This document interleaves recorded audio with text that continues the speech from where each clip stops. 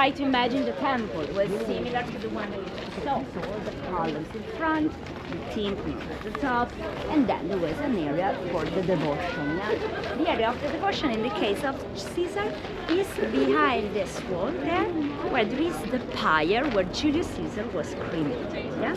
Because Caesar was killed close to the area of the Pantheon in Piazza Argentina. There is an archaeological area where he was killed.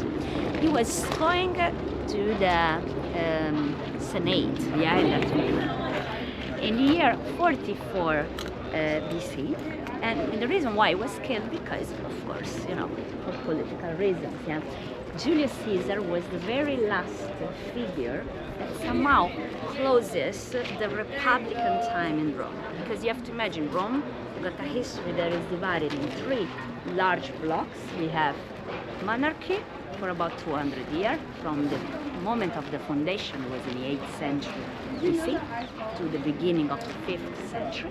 Then you have a very long period of republic. Yeah, republic is a Latin word. It means res publica, common thing. Yeah, thing of everybody. Then at the end of the republic, it starts the empire. Yeah, and the empire finishes in the 5th century.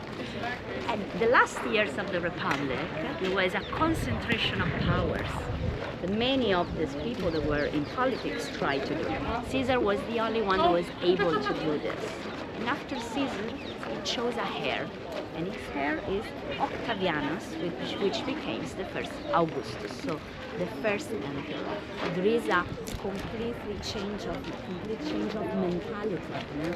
You have to imagine that the Senate didn't like the idea of having just one figure who was governing the city of Rome, not because they were very open, but because they were very privileged and very corrupted, and somehow they wanted to remain that social and political elite they have been for a long time. Yeah?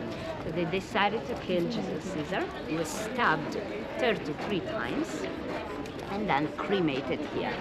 His heir, the Emperor Augustus, decided to make the temple dedicated to him. Yeah?